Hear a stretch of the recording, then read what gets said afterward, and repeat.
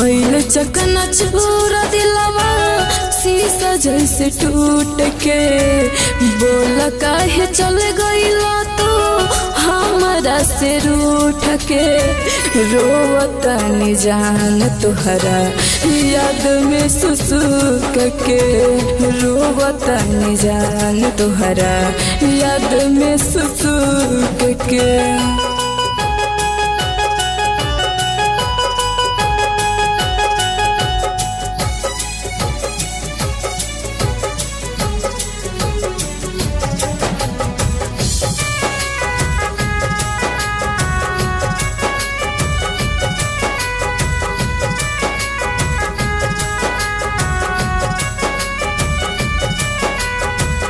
कहीं भरोसा तो पे जाने अपना मान के।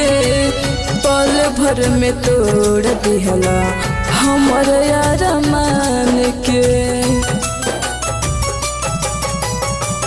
कहीं भरोसा तो पे जाने अपना मान के।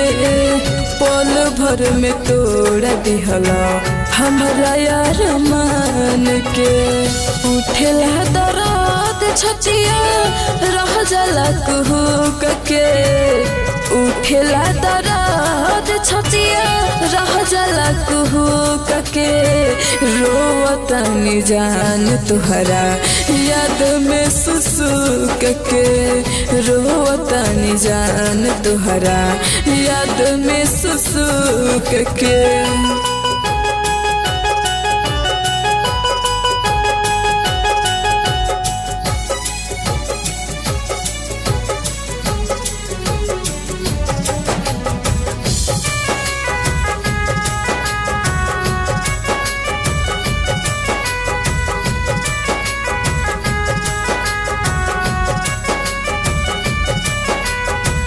संध्या सागर से कहे कोई खिलवाड़ हो। बीतला महीना तले भूल गईला प्यार हो।